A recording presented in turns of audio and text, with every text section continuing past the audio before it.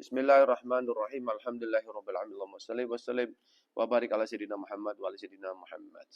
Salah satu syariat yang dikerjakan sebelum kita mengantar jenazah saudara kita sama muslim meninggal dunia, yaitu adalah disolatkan jenazah. Di mana di dalam sholat jenazah ada doa Allahumma firlahu warhamhu wa'afihi wa'fu anhu. Itu kalau jenazahnya laki-laki, ya.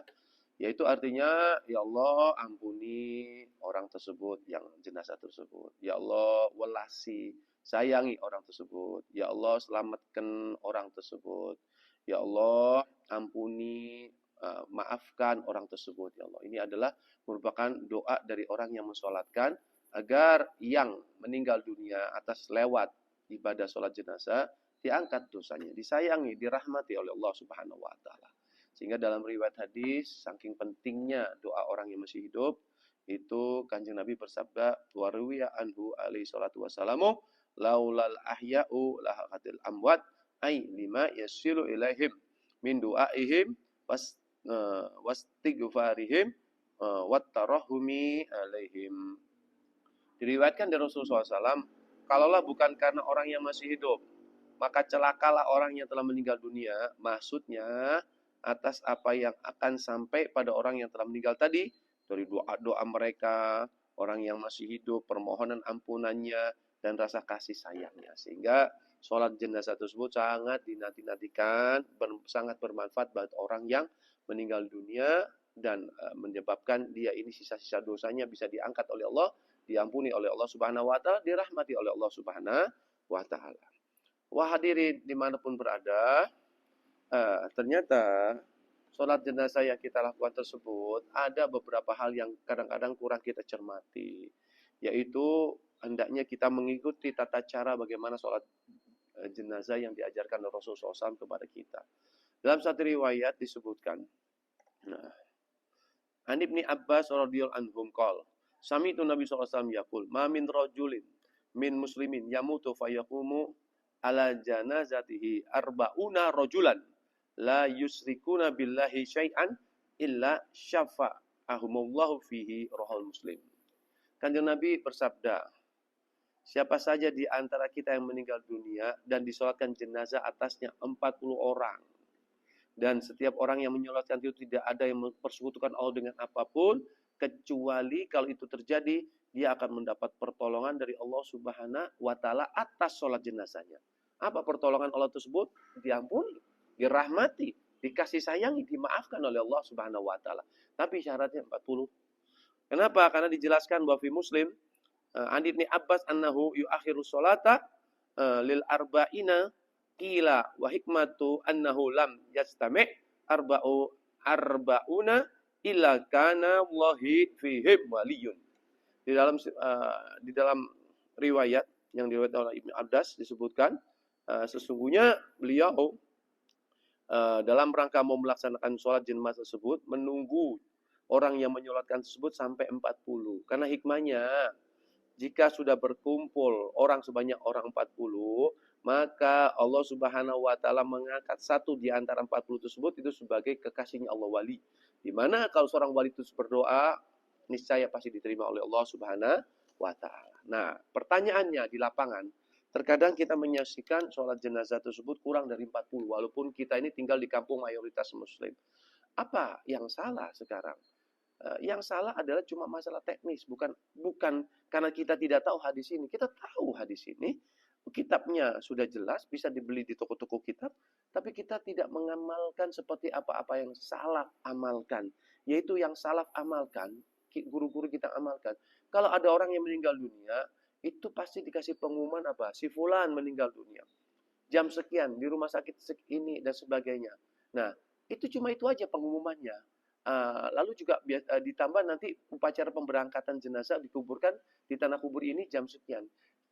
Itu yang umum terjadi. Pengumumannya cuma halal tersebut. Sehingga orang yang datang, jenazah tersebut disemayamkan di rumah. Setelah disucikan, maka orang tamu datang menyolatkan jenazah. Mohon maaf, tidak semua orang rumahnya muat untuk menampung 40 orang untuk sholat berjenazah tersebut. Sehingga terkadang yang terjadi, kalau jenazah tersebut disolatkan, yaitu di rumahnya, Mungkin yang datang 3 orang menyolatkan, 5 orang menyolatkan, 10 orang menyolatkan sebagai walhasil kurang dari 40 orang.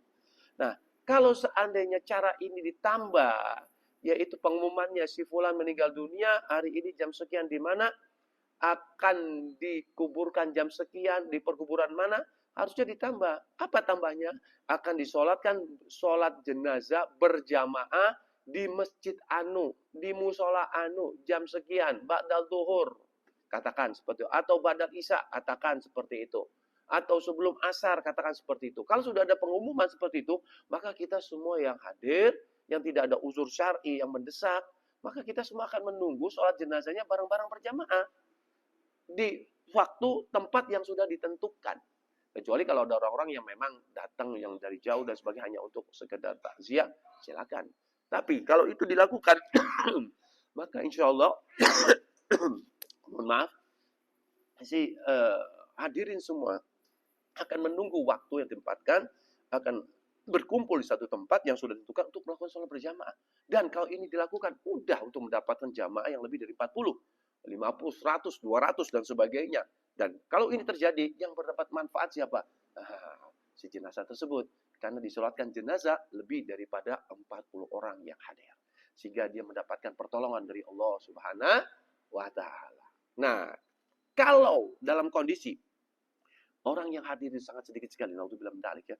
Mamin muslimin yamutu fayusolli alaihi salah satu sufufi minal muslimina illa aujaba.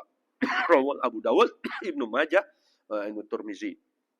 Kanjeng Nabi dalam riwayat hadis bersabda, siapa saja orang yang muslim meninggal dunia, disolatkan atasnya 3 shaf dari orang muslim, kecuali dia akan diwajibkan. Maksud diwajibannya tadi, mendapat pengampunan, rahmat Allah, kasih sayangnya Allah, dimaafkan oleh Allah Subhanahu wa Ta'ala. Ini untuk jenazah yang sedikit, 3 shaf. Kalau 3 shaf itu minimal berapa? Yang nyolatkan 7 orang.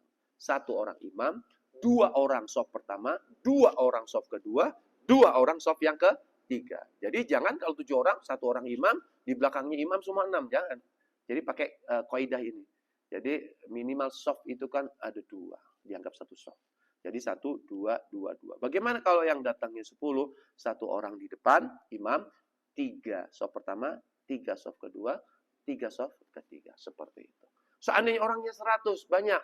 Ya, kalau misalnya masjid itu panjang sekali shafnya, jangan imamnya 1, lalu 99 orang jadi shaf pertama. Jangan.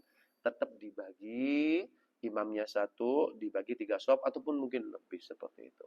Yang penting, kita ini mengikuti apa yang diajarkan oleh Kanjeng Nabi, sehingga si jenazah akan mendapatkan manfaat, yaitu diberikan syafaat oleh Allah, diwajibkan dapat pengampunan oleh Allah Subhanahu wa Ta'ala. Semua ini tidak lain tidak bukan, yaitu apa? Mengikuti Nabi besar Muhammad sallallahu alaihi wasallam. Maka dari itu mari kita sosialisasikan cara sholat jenazah tersebut, yaitu minimal 3 shaf. Kalau jamaahnya banyak, yaitu pastikan 40 orang minimal. Dengan di mana? Dengan ditaruh jenazah tersebut di dalam masjid, sehingga orang-orang yang datang banyak, dan orang-orang akan tahu jenazah itu ada di masjid untuk disolatkan, karena berkat pengumuman yang diletakkan di rumah, si fulan meninggal dunia, jam ini dan sebagainya, di mana akan diberangkatkan, dikuburkan, di perkuburan ini, itu, dan sebagainya. Tapi ditambah pengumumannya, yaitu apa? Akan disolatkan jenazah berjamaah di tempat tertentu, di masjid tertentu, musola tertentu, jam sekian, untuk dilakukan sholat jenazah berjamaah. Sehingga insya Allah akan mendapatkan jamaah yang banyak untuk menyolatkan jenazah tersebut. Wallahu a'lam bishawab. Subhanakallahumma bihamdika, asyhadu an la ilaha illa anta, astaghfiruka wa atubu ilaik. Assalamualaikum warahmatullahi wabarakatuh.